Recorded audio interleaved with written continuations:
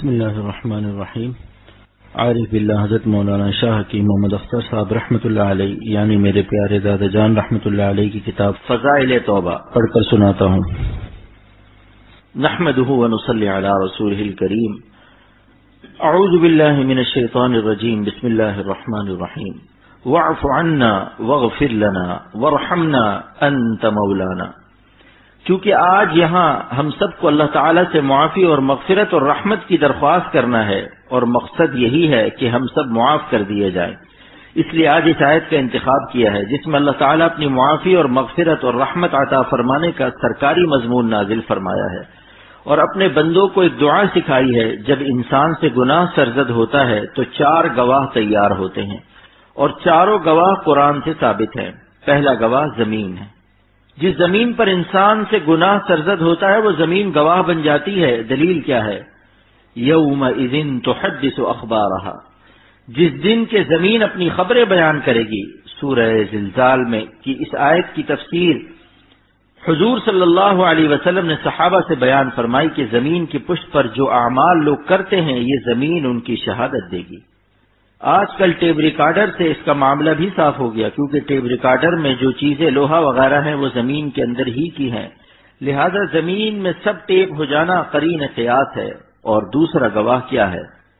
دوسرا گواہ اعضاء ہیں۔ الیوم نختم علی افواہہم وتکلمنا ایدیہم وتشہد ارجلہم بما کانوا یکسبون۔ آج کے دن ہم ان کے منہ پر مہر لگا دیں گے اور ان کے ہاتھ ہم سے بات کریں گے، اور ان کے پاؤں گواہی دیں گے کہ وہ کیا کمائی کیا کرتے تھے۔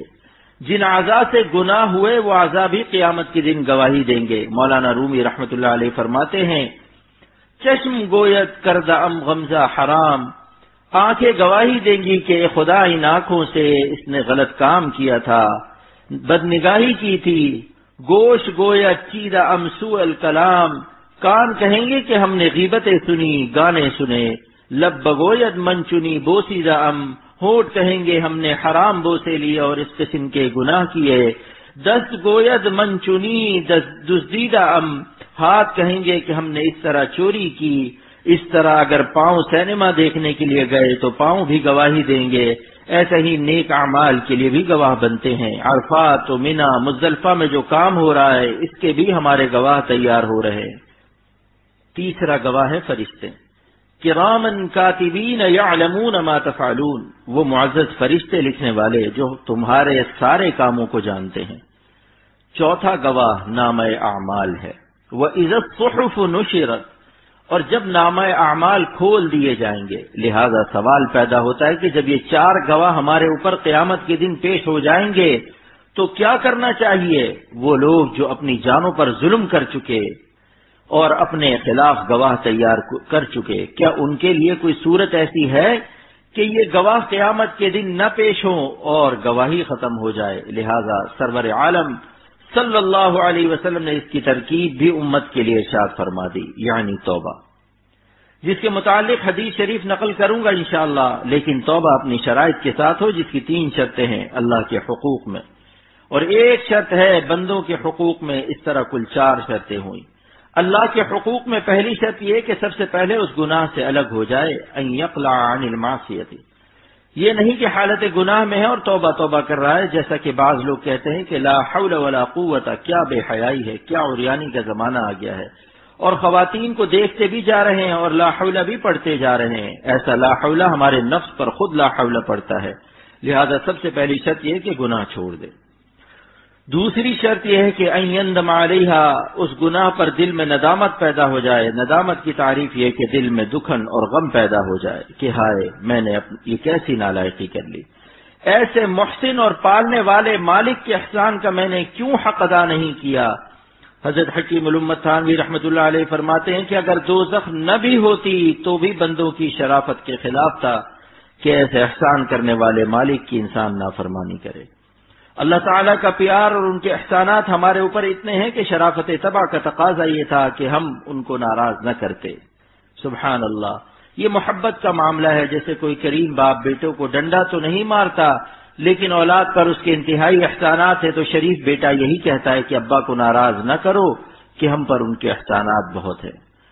توبہ کی تیسری شرط یہ ہے ان یعزم عزما جازما الا یعود الیہا ابدا، پختہ عزم کر لے کہ یا اللہ اب یہ گناہ کبھی نہیں کروں گا، دل میں ٹھان لے کہ چاہے جان جاتی رہے لیکن اب کبھی اس گناہ کے پاس نہ بھٹکوں گا، لیکن اب کبھی اس گناہ کے پاس نہ پھٹکوں گا۔ توبہ کرتے وقت پھر گناہ نہ کرنے کا ارادہ پکا ہو۔ اس کے بعد پھر اگر کبھی توبہ ٹوٹ جائے تو شکست عزم خلاف عزم نہیں ہے۔ شکست عزم اس بات کی دلیل نہیں کہ عزم ہی نہیں کیا تھا، شکست ارادہ خلاف ارادہ نہیں ہے۔ اس وقت ارادہ ہونا چاہیے، بعد میں اگر ٹوٹ جائے تو وہ ارادے کے خلاف نہیں، وہ توبہ قبول ہو گئی چاہے لاکھ دفعہ ٹوٹ جائے۔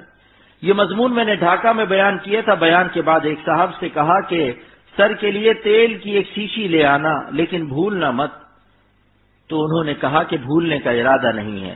مجھے بہت خوشی ہوئی کہ یہ شخص تقریر سمجھ گیا، یعنی گناہ نہ کرنے کا جو آج ارادہ کیا ہے کہ اب ہم کبھی نہیں کریں گے، اس ارادے کو توڑنے کا اس وقت ارادہ نہ ہو۔ بس توبہ کی قبولیت کے لیے اتنا کافی ہے۔ چاہے شیطان وسوسہ ڈالے کہ تم تو بار بار توبہ توڑتے رہتے ہو، تو اس وسوسہ شکست توبہ سے کوئی حرج نہیں۔ چاہے اپنے ضعف بشریت اور زندگی کے بارہا تجربوں سے آپ کو بھی یقین ہو کہ ہم اس عزم توبہ پر قائم نہ رہ سکیں گے، لیکن بوقت توبہ اس ارادے کو توڑنے کا بس ارادہ نہ ہو تو یہ احساس ضعف ہوگا، ارادہ شکست نہیں ہوگا۔ بندے کو اپنی کمزوری کا احساس ہوتا ہے کہ ہزاروں بار میری نالائقی سے میرے عزائم ٹوٹ چکے ہیں۔ اس وقت اللہ تعالیٰ سے یہی کہہ دے کہ اللہ میں نے یہ توبہ کا ارادہ کیا ہے اپنی طاقت کے بھروسے پر نہیں بلکہ آپ کے بھروسے پر میں یہ ارادہ کر رہا ہوں، ورنہ یہ بازو میرے آزمائے ہوئے ہیں۔ وہ کہتا ہے کہ اللہ یہ دست و بازو میرے ارادے بارہا میرے آزمائے ہوئے ہیں، ہم تو کمزور ہیں اور آپ نے ہم کو ضعیف فرمایا ہے۔ وَخُلِقَ الْإِنسَانُ ضَعِيفًا، کہ انسان ضعیف ہے، پس جب انسان کا کل ضعیف ہے تو اس کا جز بھی ضعیف ہوگا، اور ارادہ تو اس کا جز ہے، لہذا ضعیف چیز کا ٹوٹ جانا عجب نہیں۔ اس لیے حدیث میں آتا ہے کہ اگر کوئی شخص بار بار توبہ کرتا ہے، دل سے ارادہ کرتا ہے کہ آئندہ ہرگز یہ گناہ نہ کروں گا، لیکن پھر ٹوٹ جاتا ہے تو وہ اصرار کرنے والوں میں سے نہیں، یعنی ضدی نہیں ہے، وہ بندہ ضدی نہیں کہلائے گا۔ من اصر من استغفر وان عاد في اليوم 70 مرة، چنانچہ علامہ آلوسی سید محمود بغدادی رحمۃ اللہ علیہ ولم يصروا على ما فعلوا کی تفسیر میں ارشاد فرماتے ہیں کہ ایک اصرار شرعی ہے اور ایک اصرار لغوی ہے۔ اصرار لغوی یہ ہے کہ مثلا ایک گناہ 10 دفعہ ہو گیا تو یہ شخص لغتاً مصر ہے، لیکن اصرار شرعی کی تعریف یہ ہے الاقامۃ علی القبیح بدون الاستغفار والتوبہ، کسی برائی پر قائم رہنا بغیر استغفار اور توبہ کے، اور اگر قائم نہیں رہتا توبہ و استغفار کر لیتا ہے تو اگر 1000 دفعہ بھی ہو جائے تو یہ شخص معصیت پر اصرار کرنے والوں میں شمار نہیں ہوگا۔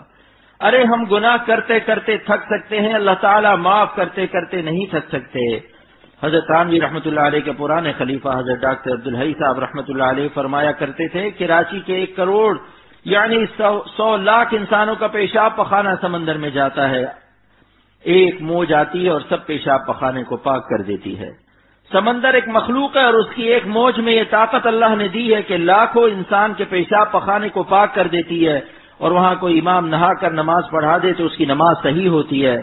تو اللہ تعالی کی رحمت کہ غیر محدود سمندر کی ایک موج ہمارے گناہوں کو کیسے پاک نہ کر دے گی۔ بعض لوگ کہتے ہیں ارے ہم تو بڑے گناہگار ہیں، ہماری دعا اللہ کیسے قبول کرے گا، بار بار ہماری توبہ ٹوٹ جاتی ہے، اللہ ہم کو کیسے بخشے گا۔ بظاہر تو یہ بڑی تواضع معلوم ہوتی ہے کہ بھائی اس کو تو بڑا اپنی نالائقی کا احساس ہے، لیکن حکیم الامت مجدد الملت مولانا اشرف علی صاحب تھانوی رحمۃ اللہ علیہ فرماتے ہیں کہ صورتاً یہ شخص متواضع ہے مگر حقیقتاً انتہائی متکبر ہے کہ اپنے گناہوں کو اللہ تعالیٰ کی رحمت سے عظیم سمجھتا ہے، اپنے گناہوں کو اللہ تعالیٰ کی رحمت کی عظمت اور وسعت شان سے زیادہ عظمت دے رہا ہے۔ اور اس پر حضرت نے ایک واقعہ بیان فرمایا کہ ایک بیل پر ایک مچھر بیٹھ گیا، جب اڑنے لگا تو کہا کہ بیل مجھے معاف کر دینا کہ میں تیرے سینگ پر بے اجازت بیٹھ گیا۔ اس بیل نے کہا کہ مجھے نہ تیرے بیٹھنے کی خبر نہ تیرے جانے کی خبر، اگر تو نہ بولتا تو مجھے پتہ بھی نہ چلتا کہ تو کب بیٹھا اور کب گیا۔ تو فرمایا کہ ہمارے معاصی کے سمندر کا سمندر حق تعالی کی رحمت کے سامنے کوئی حقیقت نہیں رکھتا۔ اگر شیطان بھی توبہ کر لیتا تو اس کا بھی کام بن جاتا، لیکن حکیم الامت فرماتے ہیں کہ شیطان میں 3 عین تھے، ایک عین نہ تھا، عابد کا عین اس میں تھا، عارف کا عین بھی تھا اور عالم کا عین بھی تھا۔ عالم اتنا بڑا کہ تمام نبیوں کی شریعتوں کے جزیات اس کو یاد ہیں کلیات کے ساتھ ساتھ، عابد اتنا بڑا کہ کوئی زمین اس کے سجدے سے خالی نہیں رہی، عارف اتنا کہ فخرج منہا فإنک رجیم کے موقع پر اللہ تعالیٰ کے عین غضب کی حالت میں دعا مانگ رہا ہے، کیونکہ جانتا ہے کہ اللہ تعالیٰ تاثر اور انفعال سے پاک ہے، مغلوب الغضب نہیں ہوتے، اس وقت بھی میری دعا قبول کرنے پر قادر ہیں۔ اتنی معرفت تھی، لیکن بس عاشق کا عین نہیں تھا، اس کے پاس اگر عاشق کا عین ہوتا تو پھر یہ مردود نہ ہوتا، اگر یہ عاشق ہوتا تو مقابلہ نہ کرتا، بلکہ محبوب حقیقی کی ناراضگی سے بے چین ہو کر سجدے میں گر پڑتا اور وہی کہتا جو آدم علیہ السلام نے کہا تھا، ربنا ظلمنا انفسنا، اگر ایسا کر لیتا تو اس کو بھی معافی ہو جاتی۔ علماء نے لکھا ہے جس کے دل میں اللہ کی محبت پیدا ہو جائے وہ مردود نہیں ہو سکتا، کیونکہ اللہ تعالیٰ فرماتے ہیں من يرتد منكم عن دينه فسوف يأتي الله بقوم يحبهم ويحبونه، جو تم میں سے اپنے دین سے مرتد ہوگا تو مرتدین اور باغین کے مقابلے میں اللہ تعالیٰ ایک قوم پیدا کریں گے کہ اللہ تعالیٰ ان سے محبت کرے گا اور وہ اللہ تعالیٰ سے محبت کریں گے۔ تو اہل محبت کو مرتدین کے مقابلے میں بیان کیا گیا کہ میں ایسی قوم پیدا کروں گا۔ معلوم ہوا کہ اہل محبت با وفا ہوتے ہیں، اس لیے وہ مردود نہیں ہو سکتے۔ خواجہ صاحب فرماتے ہیں میں ہوں اور حشر تک اس در کی جبی سائی ہے، میں ہوں اور حشر تک اس در کی جبی سائی ہے، سر زاہد نہیں یہ سر سودائی ہے، یہ عاشقوں کا سر ہے، یہ ملائے خشک اور زاہدوں کا سر نہیں کہ ان کے در کو چھوڑ دے، عاشق کبھی مرتد نہیں ہوتا۔ لہذا اس آیت سے علماء نے لکھا ہے اہل محبت کا خاتمہ بھی اچھا ہوتا ہے، کیونکہ اگر اہل محبت مرتد ہو جاتے اور خاتمہ خراب ہوتا تو اللہ تعالیٰ مرتدین کے مقابلے میں عاشقوں کا ذکر نہ فرماتے۔ اس لیے حکیم الامت فرماتے ہیں کہ سالکین کو چاہیے اہل محبت کی صحبت میں زیادہ رہا کریں، لیکن اہل محبت کی علامت کیا ہے، یہ کیسے معلوم ہو کہ اس کے دل میں اللہ کی محبت ہے یا نہیں؟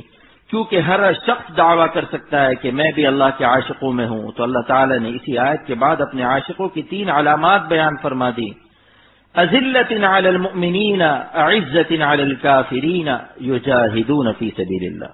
پہلی علامت یہ کہ جس کے دل میں اللہ تعالیٰ کی محبت ہوتی ہے، اذلۃ علی المؤمنین، اس میں تواضع کی شان پیدا ہو جاتی ہے، ساری اکڑ فو ختم ہو جاتی ہے، تکبر نہیں رہتا، اپنے ہر مسلمان بھائی سے تواضع سے ملتا ہے۔ اس کی دلیل کیا ہے؟ ان الملوک اذا دخلوا قریۃ افسدوها وجعلوا اعزۃ اہلها اذلہ، جب دنیاوی بادشاہ اپنے مفتوحہ علاقے میں داخل ہوتے ہیں تو اس کو برباد کر دیتے ہیں اور اس کے معزز لوگوں کو گرفتار کر لیتے ہیں۔ مشائخ نے لکھا ہے کہ اللہ تعالیٰ تو تمام بادشاہوں کے بادشاہ ہیں، جب وہ کسی قلب میں داخل ہوتے ہیں، یعنی جس کے قلب میں اپنی نسبت خاص اور تعلق خاص ادا کرتے ہیں، اس میں تکبر و عجب وغیرہ کے جتنے چودھری اور سردار اور خان صاحب بیٹھے ہوتے ہیں سب کو گرفتار کر لیتے ہیں۔ جعلوا اعزت اہلها اذلہ، لہذا اس میں اذلۃ علی المؤمنین کی شان پیدا ہو جاتی ہے، تواضع و فنائیت پیدا ہو جاتی ہے، تکبر و عجب ختم ہو جاتا ہے۔ میں اپنے شیخ حضرت مولانا شاہ عبد الغنی صاحب پھول پوری رحمۃ اللہ علیہ کو دیکھا کہ ان کی چال سے بھی فنائیت ظاہر ہوتی تھی۔ اور دوسری علامت کیا ہے؟ اعزت علی الکافرین، وہ مومنین کافروں کے لیے سخت ہوں گے۔ اور تیسری علامت ہے یجاہدون فی سبیل اللہ، اللہ کے راستے میں مجاہدہ کی مشقت برداشت کرتے ہیں۔ اور مجاہدہ کیا چیز ہے؟ مفسرین نے والذین جاہدوا فینا کی آیت کے ذیل میں مجاہدہ کی تفسیر کی ہے۔ نمبر 1، الذین اختاروا المشقۃ فی ابتغاء مرضاتنا ونصرۃ دیننا، جو ہماری رضا کی تلاش میں اور ہمارے دین کی نصرت میں ہر مشقت کو برداشت کرتے ہیں۔ نمبر 2، والذین اختاروا المشقۃ فی امتثال اوامرنا، جو میرے احکام کو بجا لانے میں ہر تکلیف اٹھا لیتے ہیں۔ وہ بزبان حال یہ کہتے ہیں جو کچھ بھی ہو آپ کا حکم ماننا ہے، آرزوئیں خون ہو یا حسرت پامال ہو، اب تو اس دل کو تیرے قابل بنانا ہے مجھے۔ وہ اللہ تعالیٰ کا ہر حکم بجا لانے کے لیے ہر مشقت اٹھا لیتے ہیں اور اللہ ان کو اپنی محبت کے نام پر طاقت بھی دے دیتا ہے۔ دیکھیے یہاں میدان عرفات میں دھوپ ہے، پسینہ نکل رہا ہے، مگر جن کے دل میں اللہ نے اپنی محبت کا درد دیا ہوا ہے وہ اس وقت بھی مست ہے، اس پسینے پر خوش ہو رہے ہیں کہ شکر ہے کہ ہمارے کچھ پسینے ہی بہ جائے۔ صحابہ کا تو خون بہا تھا، بتائیے جنگ احد میں کیا ہوا تھا؟ آج اللہ کا شکر ہے ہم کچھ گرمی کی تکلیف ہی برداشت کر لیں تاکہ کچھ تو ان کے مشابہ ہو جائیں. لہو لگا کے اگر شہیدوں میں نام ہو جائے تو غنیمت ہے. نمبر 3 اور مجاہدہ کی تیسری تفسیر یہ ہے والذین اختاروا المشقۃ فی الانتہاء عن مناہینا. جو لوگ مشقت اختیار کرتے ہیں، تکلیف اٹھاتے ہیں گناہوں کے چھوڑنے میں. اب اگر کوئی شخص کہتا ہے صاحب نظر بچانے میں، غیبت چھوڑنے میں، گناہ چھوڑنے میں تکلیف ہوتی ہے، تو یہ تکلیف ہی تو برداشت کرنا ہے. جب مجاہدہ نہیں ہوگا تو مشاہدہ کیا ہوگا؟ المشاہدۃ بقدر المجاہدۃ. جس کا مجاہدہ جس قدر قوی ہوگا اسی قدر اس کا مشاہدہ قوی ہوگا. پس محبت کاملہ کی علامت یہ ہے کہ ایسا شخص ہر گناہ چھوڑنے کا تہیہ کر لیتا ہے کہ جان رہے یا نہ رہے لیکن اللہ تعالیٰ کی نافرمانی نہیں کروں گا. گناہ چھوڑنے میں زیادہ سے زیادہ موت آ سکتی ہے، وہ اس کے لیے بھی تیار ہو جاتا ہے. بس آہستہ آہستہ سب گناہ چھوڑ دے. اللہ تعالیٰ کی ناراضگی کی بات چھوڑنا اللہ کی محبت کی دلیل ہے. جو شخص گناہ نہیں چھوڑتا اس کی محبت ابھی کامل نہیں ہوئی. اگر گناہ کر کے پریشانی بھی نہیں ہوتی تو ایسا شخص ابھی بالکل خام ہے. محبت میں بالکل کچا ہے، کیونکہ شاعر فانی بدایونی کو اپنی بیوی سے محبت تھی. وہ کہتا ہے ہم نے فانی ڈوبتے دیکھی ہے نبض کائنات، جب مزاج یار کچھ برہم نظر آیا مجھے. بزرگوں نے لکھا ہے کہ جب دنیاوی محبت میں پوری دنیا اندھیری ہو جاتی ہے تو اللہ تعالیٰ کی ناراضگی سے ان کے عاشقوں کا کیا حال ہوتا ہوگا، اس کو کوئی کیا قیاس کر سکتا ہے. ذرا سی چوک ہوئی تھی، 50 دن حضور صلی اللہ علیہ وسلم نے بولنا چھوڑ دیا تھا تو صحابہ کی پوری دنیا اندھیری ہو گئی تھی. اور اللہ تعالیٰ نے ان کے دل کی کیفیت کو قرآن میں نازل فرمایا. اگر وہ خود اپنی کیفیت کو بیان کرتے تو تاریخ یہ کہتی اپنے منہ سے تعریف کر لی، لیکن اللہ تعالیٰ نے قرآن میں ان کی تعریف فرما دی اور قیامت تک کے لیے ان کی محبت پر مہر تصدیق ثبت فرما دی کہ یہ میری ناراضگی سے اتنا بے چین ہے. ضاقت علیہم الارض بما رحبت. ساری کائنات وسیع ہونے کے باوجود ان پر تنگ ہو چکی. وضاقت علیہم انفسہم. اور وہ اپنی جان سے بھی بیزار ہیں، یعنی اپنی زندگی ان کو تلخ ہو چکی. معلوم ہوا کہ اتنی پریشانی گناہ کے بعد جس کو نہ ہو اس کو ابھی محبت کاملہ کی چاشنی نہیں ملی، ورنہ جس کو اللہ سے صحیح تعلق ہے وہ تو ذرا سے مکروہ سے بھی پریشان ہو جاتا ہے. جیسے قطب نما کی سوئی کو ذرا سا ہٹائیے تو مضطرب ہو جاتی ہے، اور جب رخ صحیح کر لیتی ہے تو ٹھہر جاتی ہے. اسی لیے سکینہ کی تعریف یہ کی گئی ہے ہی نور یستقر فی القلب وبہ یثبت التوجہ الی الحق. سکینہ ایک نور ہے جو دل میں ٹھہر جاتا ہے اور پھر وہ قلب ہر وقت اللہ تعالیٰ کی طرف متوجہ رہتا ہے. دل میں سکینہ آنے کی علامت یہ ہے کہ اس کو اللہ تعالیٰ سے غفلت نہیں ہو سکتی، چاہے وہ بازار میں ہو، چاہے مسجد میں ہو، چاہے بال بچوں میں ہو، کہیں بھی ہو، وہ اللہ سے غافل نہیں ہو سکتا. جیسے قطب نما کی سوئی میں مقناطیس کی پالش لگ گئی، ہر وقت مرکز مقناطیس کی طرف متوجہ ہے. جس کے دل میں نور کی پالش لگ گئی اس کے قلب کا رخ ہر وقت اللہ کی طرف درست رہتا ہے. اگر کبھی ذرا سا ہٹ جائے تو بے چین ہو جاتا ہے. جب تک قلب کا قبلہ اللہ کی طرف درست نہیں کر لیتا چین نہیں آتا.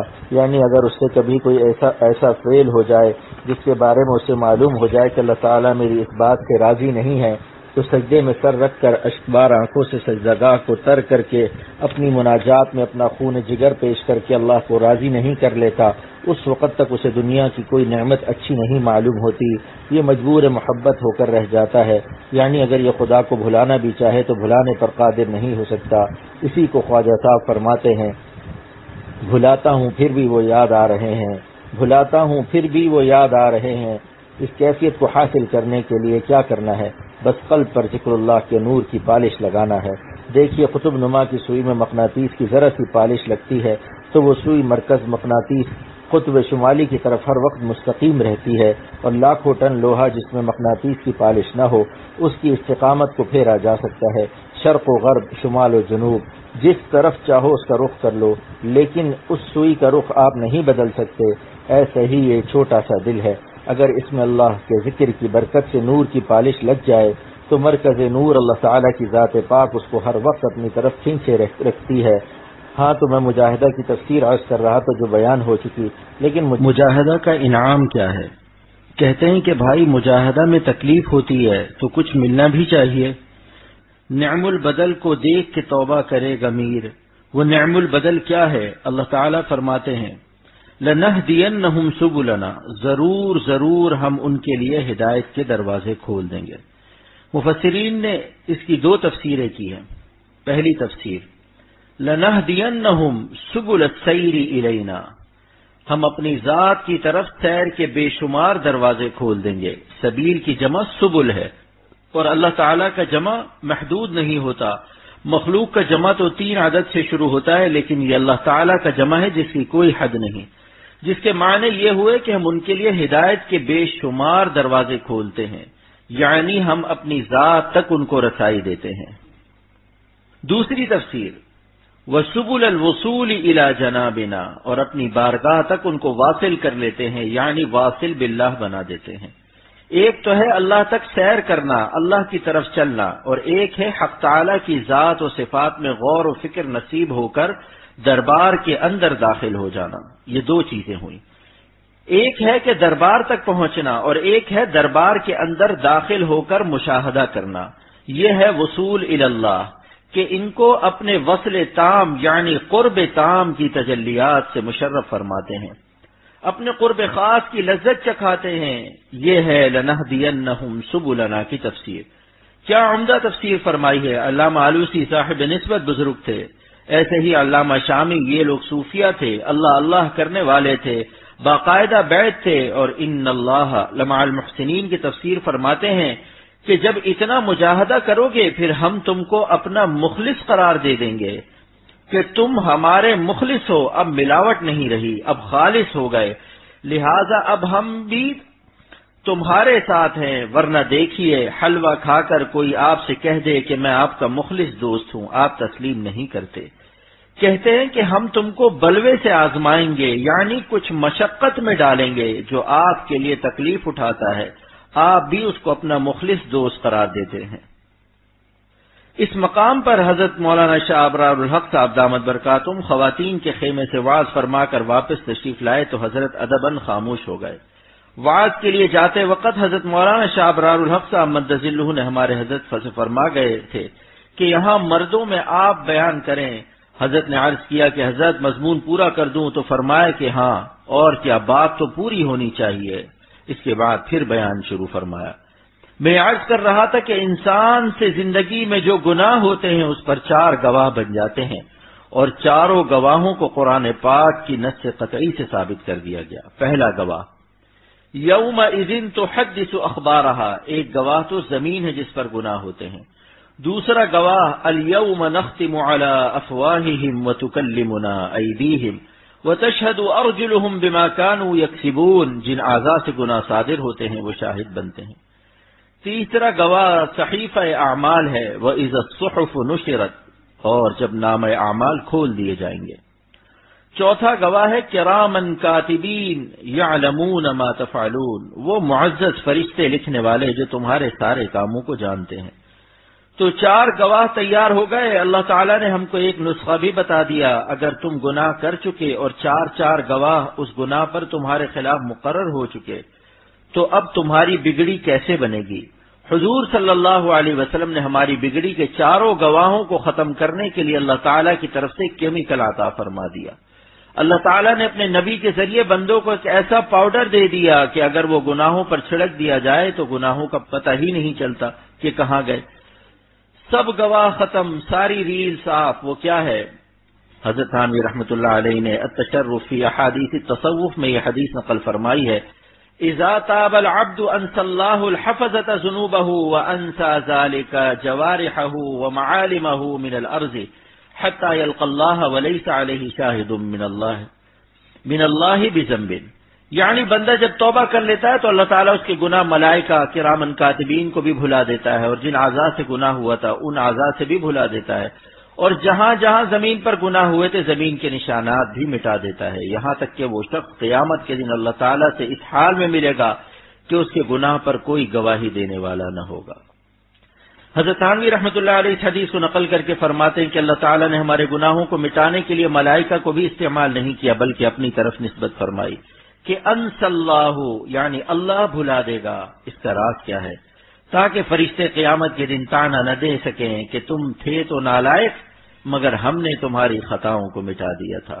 فرشتوں کے احسان سے اپنے بندوں کو بچا لیا اور اپنے غلاموں کی آبرو رکھ لی۔ دنیا میں کوئی ایسا بادشاہ نہیں گزرا جو کسی پھانسی کے مجرم کو معاف کر دے اور کہہ دے کہ اس کی جتنی فائلیں ہیں وہ بھی ختم کر دو۔ دنیا کے بادشاہ ایسا نہیں کرتے، اگر وہ معاف بھی کرتے ہیں تو ان کے سپریم کورٹ اور ہائی کورٹ کی عدالتوں میں اس کے جرم کا ریکارڈ محفوظ رکھا جاتا ہے، لیکن اللہ تعالی جس کو معافی دیتے ہیں اس کے تمام گواہ اور دستاویزات، اس کے جرائم کے تمام ریکارڈ ختم کر دیتے ہیں۔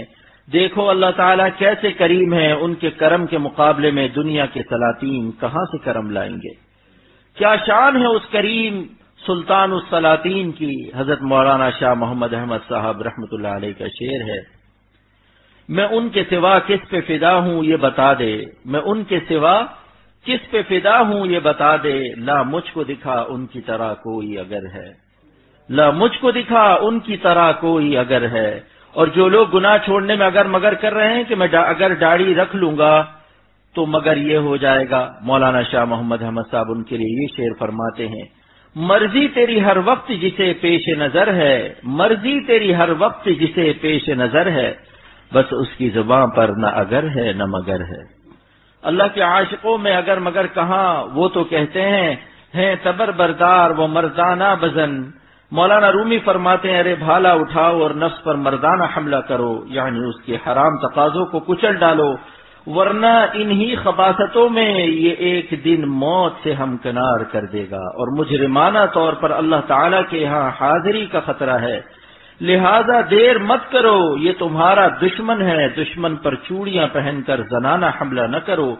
فرماتے ہیں تبر بردار و مردانہ بزن، چوں علی وار این در خیبر سکن، ارے جلدی تبر اٹھاؤ، اس پر مردانہ حملہ کرو اور نفس کے قلعہ خیبر کو مردانہ ہمت کے ساتھ حملہ کر کے ختم کر دو۔ لیکن یہ ہمتیں کہاں سے ملیں گی؟ گناہ چھوڑنے کی ہمت کیسے عطا ہوتی ہے؟ اس کے 3 نسخے کمالات اشرفیہ میں حضرت حکیم الامت تھانوی رحمۃ اللہ علیہ نے بیان فرمائے ہیں۔ جو لوگ یہ چاہتے ہیں کہ ہم گناہ چھوڑ دیں وہ 3 کام کریں۔ نمبر 1، پہلے خود ہمت کریں۔ نمبر 2، اللہ تعالیٰ سے عطائے ہمت کی دعا مانگے۔ نمبر 3، خاصان خدا سے دعا کی درخواست کریں۔ انشاءاللہ گناہ کی عادت چھوٹ جائے گی۔ اللہ تعالیٰ نے جو سرکاری مضمون معافی کا نازل فرمایا کہ ہم سے اس طرح مانگو، اب اس کا ترجمہ مع تفسیر کرتا ہوں۔ واعف عنا کا ترجمہ علامہ آلوسی نے کیا ہے، امحو آثار ذنوبنا، یعنی ہمارے گناہوں کے آثار و نشانات اور گواہوں کو مٹا دیجئے، اور واغفر لنا کے معنی ہیں بستر القبیح و اظہار الجمیل، ہماری برائیوں پر ستاری کا پردہ ڈال دیجئے اور ہماری نیکیوں کو خلق پر ظاہر فرما دیجئے۔ اور ورحمنا کے کیا معنی ہیں؟ جب معافی ہو گئی اور مغفرت ہو گئی، اب سکھا رہے ہیں کہ جب ہم نے تم کو معاف کر دیا اور تمہاری خطائیں بخش دیں تو اب ہم سے رحمت کی درخواست کرو، جس طرح جب بیٹے نے معافی مانگ کر ابا کو خوش کر لیا تو ابا سے اپنا جیب خرچ جاری کرا لیتا ہے۔ تو اللہ تعالیٰ سکھا رہے ہیں کہ تم بھی اپنے ربا سے اپنا جیب خرچ جاری کرا لو اور کہو ورحمنا، اے ہمارے ربا ہم پر رحمت نازل فرمائیے۔ اب سوال یہ ہے کہ رحمت کیا چیز ہے؟ حکیم الامت حضرت تھانوی رحمۃ اللہ علیہ نے رحمت کی 4 تفسیریں کی ہے، لہذا جب عفو و مغفرت کے بعد رحمت مانگے تو اس میں 4 نیت کر لے۔ نمبر 1، توفیق طاعت، کیونکہ گناہوں سے توفیق طاعت چھین جاتی ہے۔ حکیم الامت فرماتے ہیں کہ جو لوگ بدنگاہی کرتے ہیں پھر اس کے بعد وہ تلاوت کریں، ان کو تلاوت میں مزہ نہیں آئے گا جب تک توبہ نہ کریں۔ گناہوں سے حلاوت عبادت بھی چھن جاتی ہے، لہذا ورحمنا جب کہو تو نیت کر لو کہ اے ہمارے رب توفیق طاعت کو جاری کر دیجئے۔ توفیق طاعت کے بعد رحمت کی دوسری تفسیر حکیم الامت نے فرمائی۔ نمبر 2، فراخی معیشت، گناہوں سے رزق میں تنگی آ جاتی ہے اور برکت نہیں رہتی، اور برکت کی تعریف امام راغب اصفہانی نے مفردات القرآن میں کی ہے، فیضان خیرات الہیہ، یعنی اللہ تعالیٰ کی خیرات کی بارش اگر یہ رک گئی تو 1 لاکھ کماتے رہو کچھ برکت نہیں ہوگی۔ اور رحمت کی تیسری تفسیر ہے بے حساب مغفرت، اور چوتھی تفسیر ہے دخول جنت۔ لہذا ورحمنا کے معنی ہوئے کہ اے ہمارے رب ہمیں پھر سے توفیق طاعت جاری فرما دیجئے، فراخی معیشت عطا فرما دیجئے، ہماری بے حساب مغفرت فرما دیجئے اور دخول جنت نصیب فرما دیجئے۔ اور بھائی الیاس صاحب نے مجھ سے پوچھا کہ کوئی ایسا بھی نسخہ ہے کہ بے حساب مغفرت ہو جائے؟ جیسے کسٹم کے وقت جس کا کسٹم لینا نہیں ہوتا اس کے سامان پر چاک لگا دیا جاتا ہے، پھر سامان کھول کر دیکھتے بھی نہیں کہ اس میں کیا ہے؟ میں نے عرض کیا کہ ہاں، ایک نسخہ ایسا بھی ہے کہ قیامت کے دن ہمارے کچے چٹھے نہ کھولے جائیں، اور حضرت صلی اللہ علیہ وسلم نے یہ دعا سکھائی، اللہم حاسبنی حسابا یسیرا، اے خدا ہمارا آسان حساب لیجئے۔ ماں عائشہ صدیقہ رضی اللہ تعالی عنہا نے سوال کیا کہ یا رسول اللہ صلی اللہ علیہ وسلم، آسان حساب کے کیا معنی ہیں؟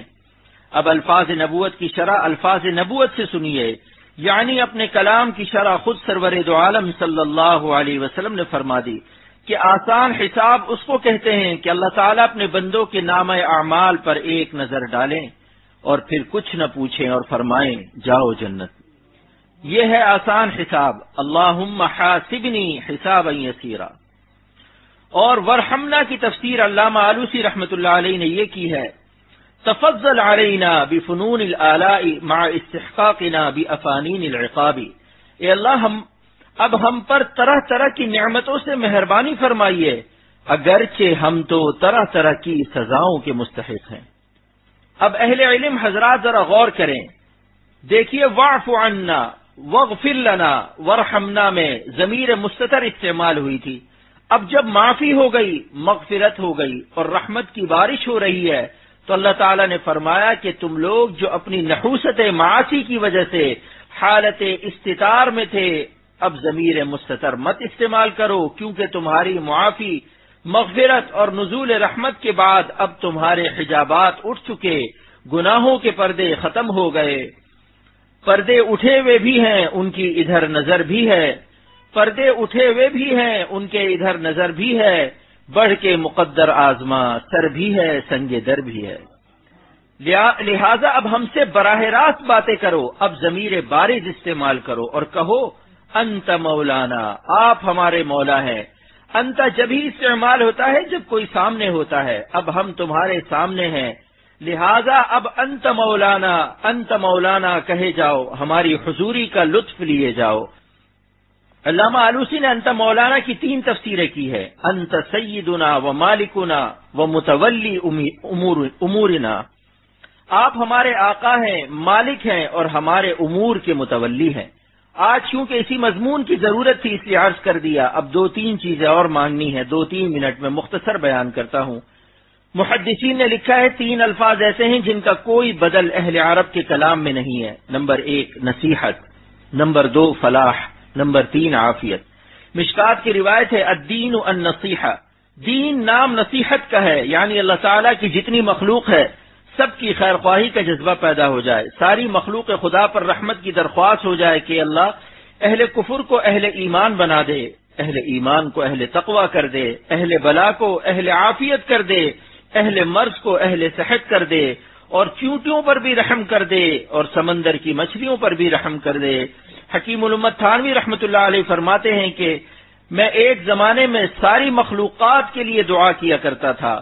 محدثین نے لکھا ہے نصیحت کہتے ہیں جمیع خلائق کی خیر خواہی کو اللہ تعالیٰ کی نسبت سے بس یہ نسبت قائم ہو جائے کہ یہ میرے اللہ کے بندے ہیں، اور اس نسبت کی وجہ سے ان کی خیر خواہی کرنا، ان سے محبت کرنا، اسی کا نام نصیحت ہے۔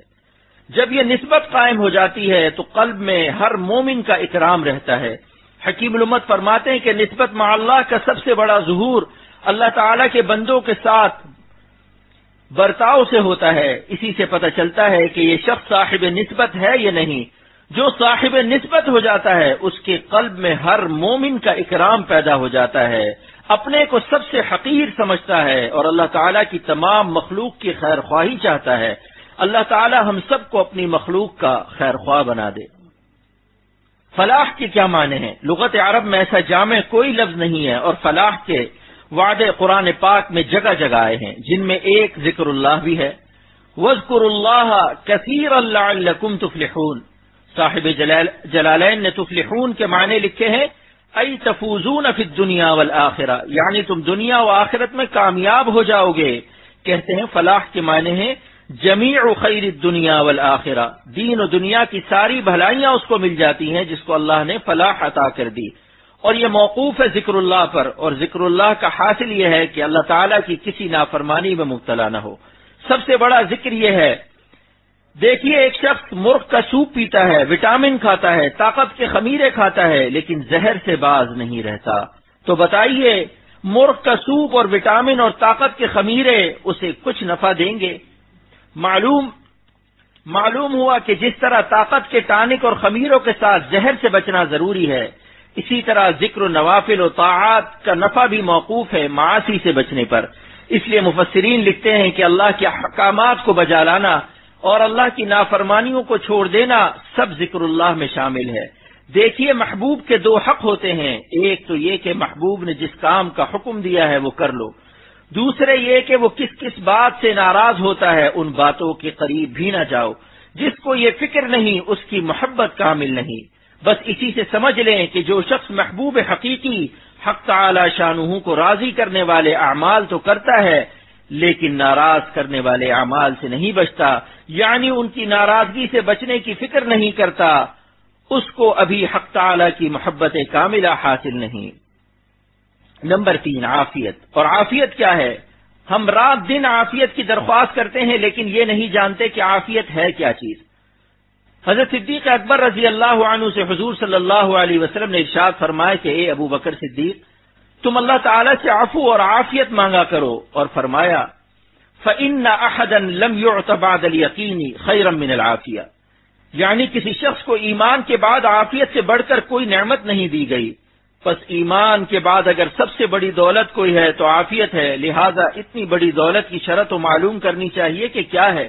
عام آدمی تو سمجھتا ہے کہ عافیت کے معنی ہے ایئر کنڈیشن کمرے میں اور سامان عیش اور ماکولات و مشروبات کی فراوانی اور بس، لیکن عافیت کی حقیقت کیا ہے؟ ملا علی قاری مشکات کی شرح مرقات میں لکھتے ہیں عافیت کے معنی ہے السلامۃ فی الدین من الفتنۃ، عافیت اس کو حاصل ہے جس کا دین فتنوں سے محفوظ ہو، یعنی اللہ کے غضب اور ناراضگی کے اعمال سے محفوظ ہو۔ عافیت کا دوسرا جز کیا ہے وہ بھی سنیے، کیونکہ اس کے بغیر عافیت نامکمل ہے۔ والسلامۃ فی البدن من سیء الاسقام والمحنۃ، یعنی دین بھی فتنہ و نافرمانی اور ضرر سے محفوظ ہو اور جسم بھی بری بری بیماریوں سے محفوظ رہے اور مشقت شدیدہ سے مامون ہو، مشقت شدیدہ سے بھی پناہ آئی ہے، بس اس کا نام عافیت ہے۔ اللہم انی اسألک العفو والعافیہ کے بعد والمعافات فی الدنیا والآخرہ ہے، تو معافات کے کیا معنی ہیں؟ ملا علی قاری فرماتے ہیں معافات یہ ہے کہ ان یعافیک اللہ من الناس، یعنی اللہ تعالیٰ تم کو لوگوں کے ظلم سے محفوظ رکھے، وان یعافیہم منک، اور تمہارے ظلم سے لوگوں کو محفوظ رکھے۔ دونوں طرف سے عافیت ہونی چاہیے، یہ نہیں کہ ہم تو بزرگ ہو گئے، ہم لوگوں کو ستاتے رہیں اور ہم مستثنیٰ ہیں، کوئی ہمیں نہ ستائے۔ ہم میں سے ہر ایک کو احساس رہنا چاہیے کہ ہماری ذات سے دوسرے کو ایذا اور تکلیف نہ پہنچے۔ دوستو عزیزوں اور میرے بزرگوں، عافیت کی نعمت ایسی نعمت ہے کہ صدیق اکبر رضی اللہ عنہ جو افضل الصحابہ ہیں، جن کی 4 پشت صحابی تھی، یعنی ان کے والد ابو قحافہ صحابی، حضرت صدیق اکبر صحابی، ان کے بیٹے عبد الرحمن ابن ابی بکر صحابی اور ان کے بیٹے صحابی، یہ شرف کسی اور صحابی کو حاصل نہیں، اور حضور صلی اللہ علیہ وسلم کا ایسا یار غار کوئی نہیں تھا کہ جوانی سے دونوں میں دوستی تھی۔ تاریخ میں ہے کہ 16 سال کی عمر صدیق اکبر کی تھی اور 18 سال کے حضور صلی اللہ علیہ وسلم تھے۔ اس وقت سے ایک نبی اور ایک صدیق کی دوستی تھی۔ ایسے جلیل القدر اور پیارے صحابی سے حضور صلی اللہ علیہ وسلم نے فرمایا کہ اے صدیق، تم اللہ تعالی سے عفو عافیت مانگا کرو، اس سے نعمت عافیت کی قیمت و اہمیت کا اندازہ ہوتا ہے۔ ان کا ایک واقعہ سنا کر بیان ختم کر رہا ہوں کیونکہ زیادہ وقت نہیں۔ علامہ جلال الدین سیوطی رحمۃ اللہ علیہ نے حضرت صدیق اکبر رضی اللہ عنہ کا ایک خاص مقام لکھا ہے کہ جب یہ جوان تھے تو تجارت کے لیے شام تشریف لے گئے، وہاں ایک خواب دیکھا اور ایک راہب سے پوچھا کہ اس کی تعبیر کیا ہے۔ اس راہب نے پوچھا من انت، تم کون ہو؟ فرمایا ابو بکر۔ پھر پوچھا من ای بلدن، کس شہر سے آ رہے ہو؟ فرمایا مکہ شریف سے۔ پھر پوچھا ای فی ای شغل انت، کہا کہ شغل کیا ہے؟ فرمایا تجارت۔ اس راہب نے کہا کہ اس خواب کی تعبیر یہ ہے کہ تمہارے اس شہر مکہ میں اللہ تعالیٰ ایک نبی مبعوث فرمائیں گے اور ان کا نام مبارک محمد صلی اللہ علیہ وسلم ہوگا، وَأَنْتَ تَكُونُ وَزِيرَهُ فِي حَيَاتِهِ وَخَلِيفَتَهُ بَعْدَ وَفَاتِهِ، اور ان پیغمبر صلی اللہ علیہ وسلم کی حیات میں تم ان کے وزیر بنو گے اور ان کی وفات کے بعد تم ان کے خلیفہ بنو گے۔ لکھا ہے کہ اس خواب اور تعبیر کو حضرت صدیق اکبر رضی اللہ عنہ نے چھپایا۔ لم یخبر احدا من الناس، کسی شخص سے نہیں بتایا، یہاں تک کہ یہ 38 سال کے ہو گئے اور سرور عالم صلی اللہ علیہ وسلم 40 سال کے ہو گئے اور آپ کو نبوت عطا ہو گئی۔ آپ نے اپنی نبوت کا اعلان فرمایا۔ حضرت صدیق اکبر رضی اللہ عنہ حاضر خدمت ہوئے اور پوچھا، مد دلیل علی ما تدعی، آپ جو دعوی نبوت فرما رہے ہیں کیا آپ کے پاس اس کی کوئی دلیل ہے؟ تو آپ صلی اللہ علیہ وسلم نے فرمایا، رؤیاک التی رأیتها بالشام، میرے دعوی نبوت کی دلیل تیرا وہ خواب ہے جو تو نے شام میں دیکھا تھا اور تو نے کسی کو نہیں بتایا تھا، اللہ تعالیٰ نے بذریعہ جبرائیل علیہ السلام اس کی خبر دے دی۔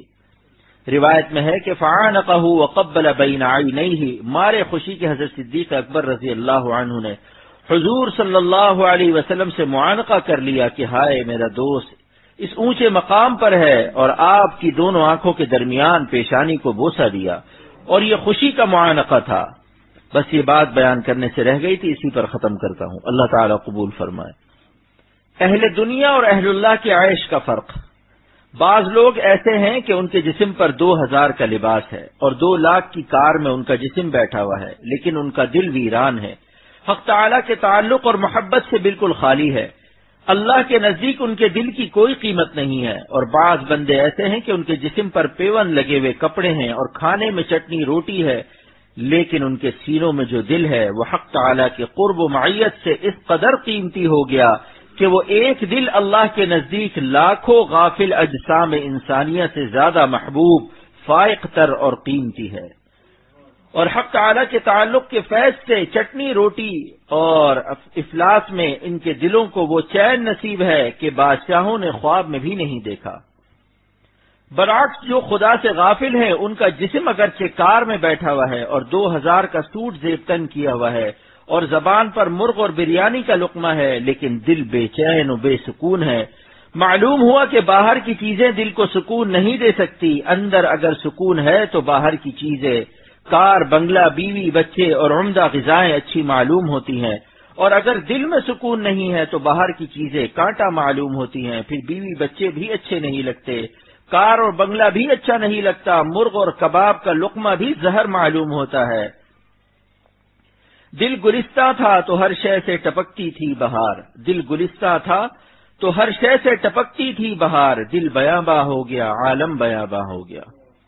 اہل دنیا کے لیے دنیا عذاب اس لیے ہو گئی کیونکہ دنیا کی محبت ان کے دل میں داخل ہو گئی، ورنہ اہل اللہ کے پاس اگر دنیا آتی بھی ہے تو وہ دنیا کو دل سے باہر رکھتے ہیں، ان کے دل میں صرف اللہ ہوتا ہے اور ہر وقت حق تعالیٰ کے قرب خاص، تعلق خاص و معیت خاصہ سے مشرف ہوتا ہے۔ ایسے دل کو اگر پوری دنیا کی سلطنت و بادشاہت بھی مل جائے اور وہ پوری کائنات پر سلطنت و حکمرانی کرے، لیکن کائنات اس کے سامنے بے قدر، محکوم اور مغلوب ہوتی ہے، کیونکہ سورج کا ہم نشین ستاروں سے کب مرعوب ہو سکتا ہے۔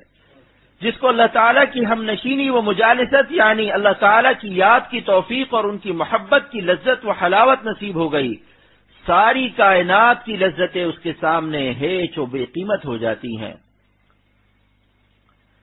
وہ سلطان حقیقی جس دل پر اپنی معیت خاصہ کا انکشاف فرما دیتا ہے، ساری کائنات مع اپنی لذتوں کے جیب عدم میں سر ڈال دیتی ہے، اس لیے وہ دل پوری کائنات اور معاشرے کی رفتار اور گمراہی پر غالب رہتا ہے، کیونکہ اس پر حق تعالیٰ کی محبت چھا گئی، اس لیے یہ پوری کائنات اور زمانے پر چھا گیا۔ میرا کمال عشق بس اتنا ہے اے جگر، وہ مجھ پہ چھا گئے میں زمانے پہ چھا گیا۔ اس لیے آدمی عین عمارت و بادشاہت کی حالت میں اللہ کا ولی ہو سکتا ہے۔ لوگ سمجھتے ہیں کہ اللہ والے دنیا چھوڑاتے ہیں، حالانکہ اللہ والے دنیا نہیں چھوڑاتے، وہ تو ہمیں دونوں جہاں کی بادشاہت دینا چاہتے ہیں۔ وہ تو یہ چاہتے ہیں کہ جو ذات دونوں جہاں کی مالک ہے اس کو راضی کر لو، تاکہ دنیا کی زندگی میں بھی وہ عیش مل جائے جس پر بادشاہ رشک کریں اور جنت کی دائمی سلطنت بھی مل جائے۔ جو شخص دونوں جہاں کے مالک کو راضی کر لیتا ہے وہ مالک دو جہاں بھی اس کی زندگی کو عیش اور سکون والی زندگی بنا دیتا ہے۔ کیونکہ اللہ تعالیٰ کی ذات پاک کا کوئی کفو نہیں، ولم یکن لہ کفوا احد، کوئی ان کی ہمسری اور برابری کرنے والا نہیں ہے، اس لیے ان کے نام پاک کی لذت کبھی کوئی کفو اور کوئی بدل نہیں ہے، حتیٰ کہ جنت کی نعمتیں بھی اللہ کے نام کی لذت کی برابری و ہمسری نہیں کر سکتی۔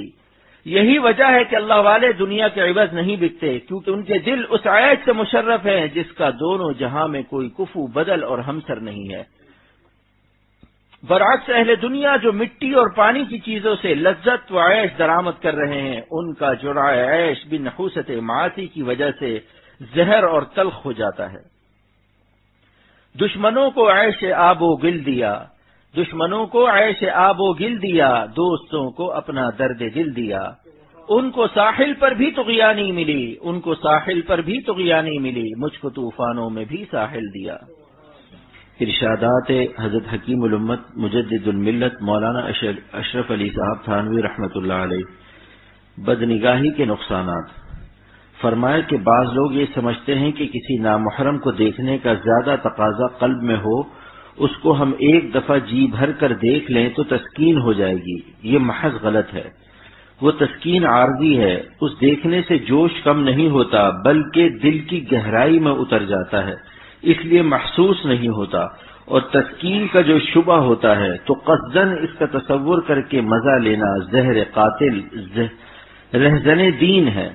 حدیث شریف میں ہے النظر سہم من سہام ابلیس، نظر ابلیس کے تیروں میں سے ایک تیر ہے۔